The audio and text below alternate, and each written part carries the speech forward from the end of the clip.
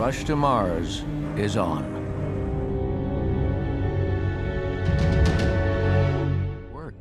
There's one great hurdle: the length of the journey.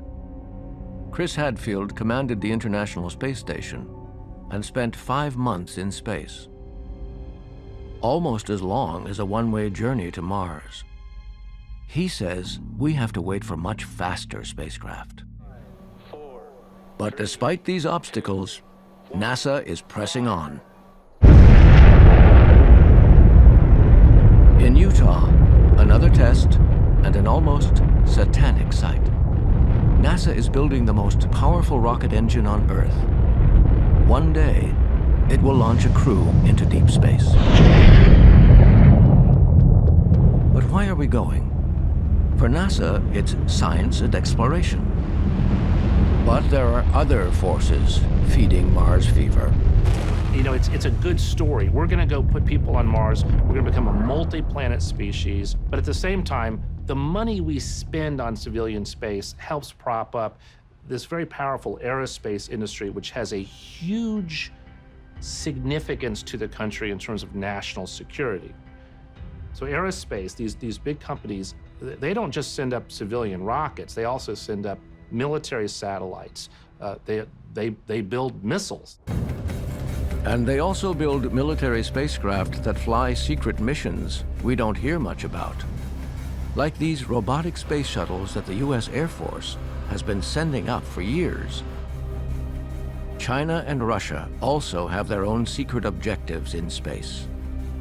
If you simply look at telescopes in orbit around the Earth, most of them look down. They don't look out at the rest of the universe.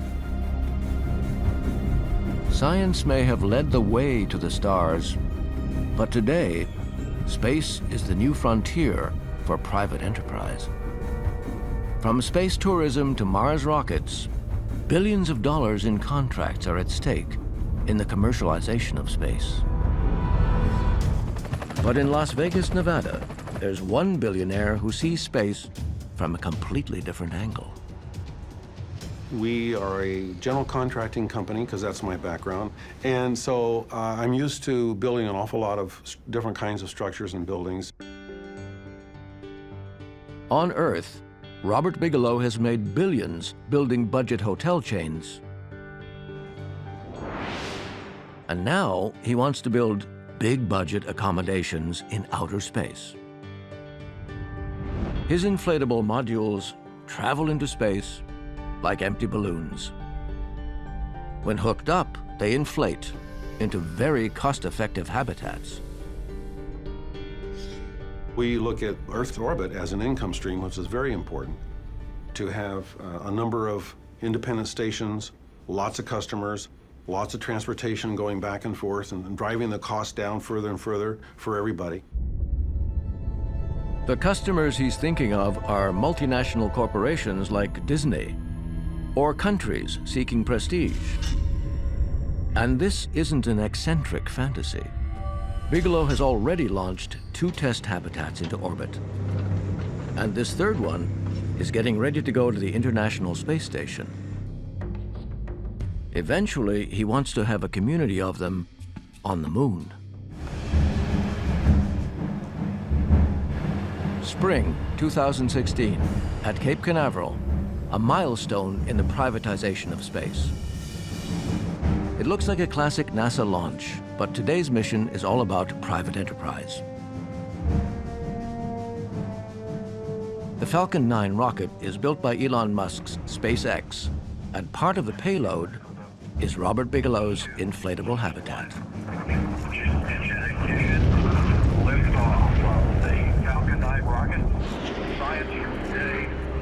The Bigelow habitat successfully inflates on the International Space Station, where it will be tested for the next 2 years.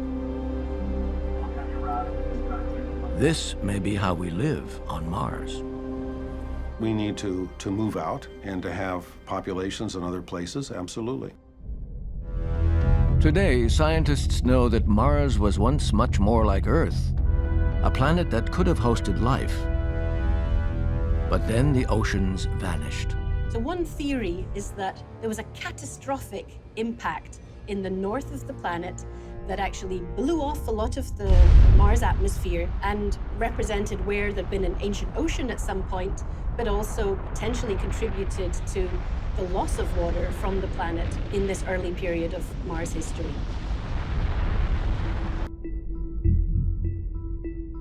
A violent past, but the allure of a resurgent future. Here, hundreds of scientists, engineers, writers, and amateurs from around the world gather in Washington for the annual conference of the Mars Society. Baz Lansdorp made headlines worldwide by asking for volunteers to go to Mars. And we want to send humans to Mars in 2027 on a mission of permanent settlement, one way. Mars One will establish human settlement on Mars. His Mars One project wants to send volunteers to Mars and turn it into a TV show. The value of everything we do, so the media exposure value of everything we do between today and 1 year after the first human landing is about $36 billion US. He's already received 200,000 applications to go there. But for others, the vision of Mars is rooted in a fear that Earth may be doomed by climate change, war, an asteroid impact, or overpopulation. And when one scientist spoke up, everyone listened. I see great dangers for the human race.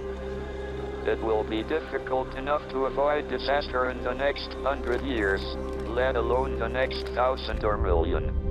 Our only chance of long-term survival is not to remain inward-looking on planet Earth, but to spread out into space.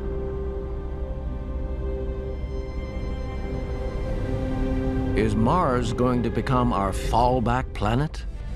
A lot of people in my field become astronomers because they have access to a nice dark night sky or a small telescope or something like that. I grew up in New York City. I actually came to astronomy because I really liked chemistry and physics in high school.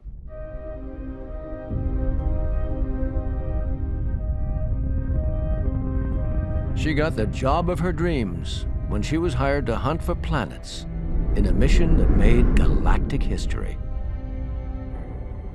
NASA's Kepler mission was a space telescope that was launched in 2009 to look for planets around other stars. And not just to find all the planets in the galaxy or even the closest ones to Earth, but rather to answer a very specific question. How common are planets the size of Earth around stars like our sun?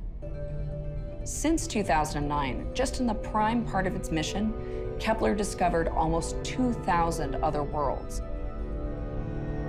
Those 2,000 planets actually tell us that planets around other stars are very, very common. And that means that within just our Milky Way galaxy, there are likely to be billions of planets around other stars.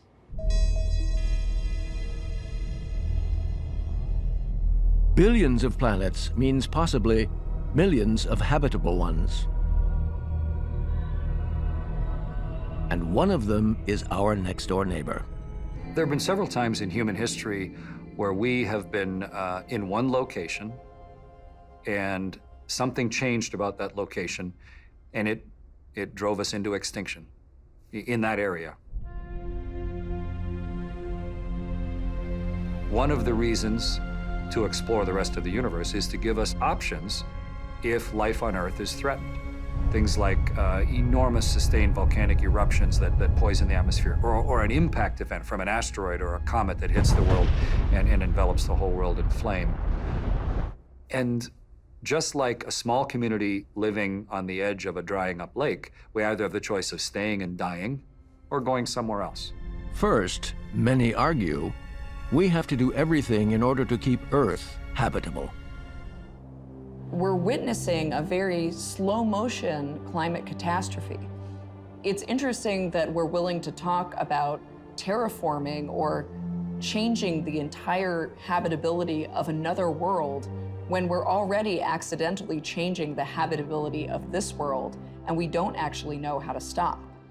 I think it would be exciting to go to Mars. I think it would be really interesting scientifically, but I think here on Earth, we'll make our stand as a species. I think it is, we owe it to ourselves as Earthlings who are at our cellular level, our metabolic level, the way we are designed. We are of this planet, and we are connected to all other life on this planet, and our future needs to be here on Earth.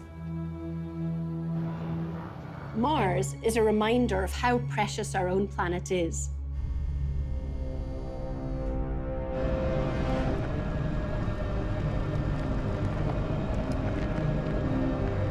Today, Mars may be exclusively populated by robots like Curiosity, but one day soon, the tire tracks will give way to footprints.